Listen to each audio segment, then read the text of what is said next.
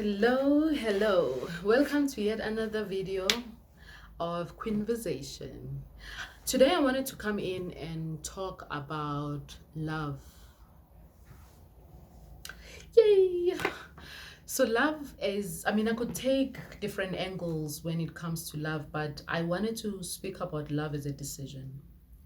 And love not as an emotion, not as a feeling, but love as a decision. And I've grown to realize that a mature way of loving is decided on.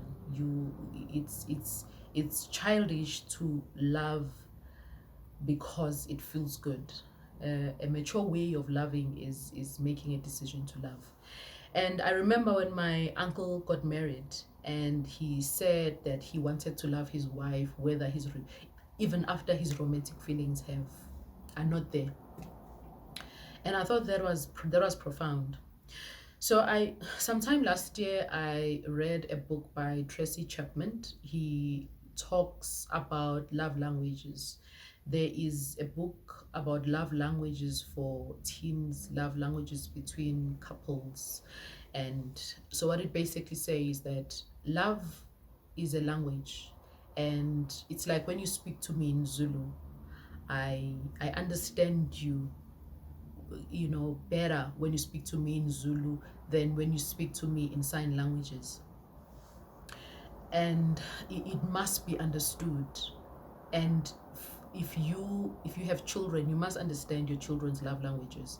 If you are in a relationship, you must understand your spouse's love languages, because it would make no sense when my love language is flowers and here you are, you're buying me chocolate.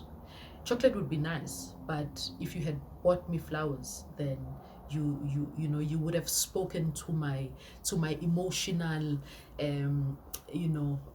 you would have touched me there, as we say it. And so how important it is that we learn the love languages, and we learn the people that we are with. And so this came when I was just studying and reading on motherhood as a ministry, that if there is one thing that requires an unconditional love is between a mother and a child, that it is that it requires ability to redefine, to adjust, to to be flexible when it comes to a relationship between a mother and a child. Because initially, when I know for myself, when I had my child, my first child, I had no idea what I was doing. Everything I did was what I saw being done to me. And my mom was very strict, and I was very strict on my daughter. And I realized that this is so frustrating, and the child is so confused. So this is not working.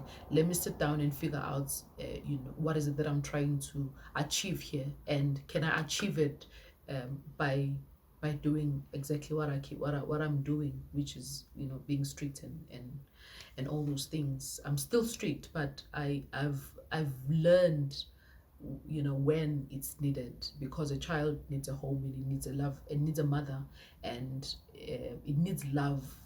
Children have love banks, they have emotional tanks that needs to be filled by love, by words of affirmation, by a child needing to know that you see me. And that happens by a choice. You make a decision and you make a choice that I am here, I am going to cut out on these activities that are happening, that people are getting into, so that because I've made a promise to my child, and I want to honor my word that that I've spoken into my child.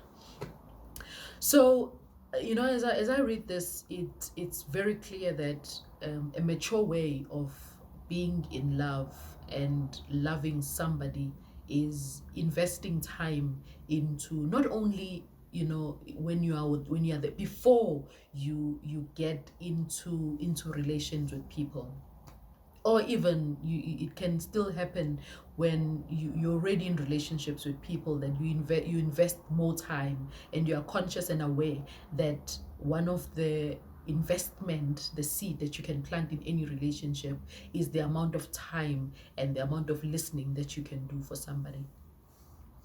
And so I was just reflecting on, how much relationships they fail because of the lack of not only making a decision, but the step that happens before then. That when I have not thought of my requirements, or when I have not thought of a relationship that I say that I want to get into as a relationship that I want it to go, a long haul, then I do not invest enough time to do this,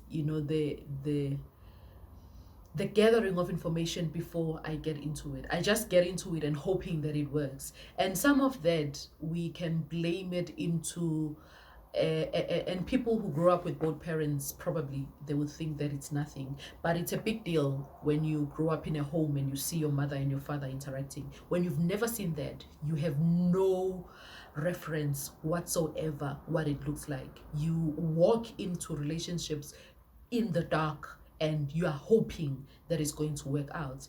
And I remember I used to say when I was young that sometimes the major difference between women, because when we get in relationships and we are young and we have not matured and evolved and have had confidence even in our own self, it just depends on the kind of guy that you get in relationship with.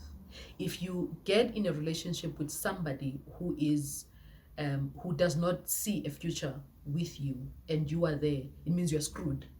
And some, they get in because a person really wants something to be long haul, and they kind of learn and adjust in it, and they learn through it. Because when people get married, there are few people who get married because they've been married before. It's like being a mother. It's exactly like being a mother, because when you are a mother, you've never been a mother before, and you just have to make this thing work, and you press too hard and it doesn't work, and you have to redefine what this looks like. But so I think as we mature and as we grow, it is very important that when we make decisions to be in relationships, we do the necessary studies and realization of what it is that we are doing, and with whom are we doing these things, and what the expected results are, and to study if those results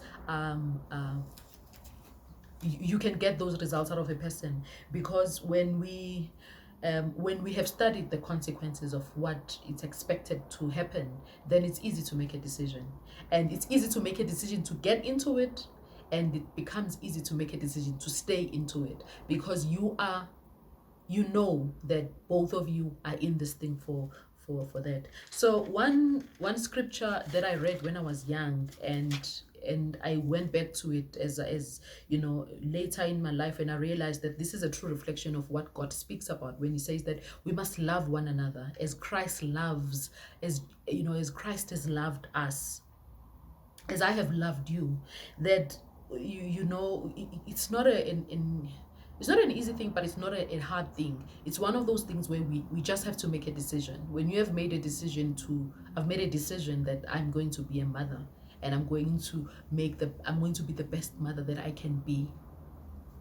And so I'm going to keep learning how to be a better mother for an 8-year-old, how to be a better mother for a 4-year-old, how to be a better mother when they turn 13, because it always changes. And so 1 Corinthians 13, it speaks about all the qualities that makes the perfect reflection of what love is, of what God's love is to us. And when we say we love somebody, this is the closest that we can try and make reference in looking at what, if we are doing this thing, then we are close to what love really is. Which is, kind of things like long suffering, love is kind, it does not envy, love thinks no evil, it does not rejoice in iniquity, but rejoice in truth. The love bears all things, and it believes all things. And at the end it says that love never fails. It's a long it has about 13 verses, but it's quite resourceful to go back to it when we are trying to be in love, to stay in love, to get in love. If these qualities are there, not only for the people that we are cultivating the love thing with, but also for ourselves.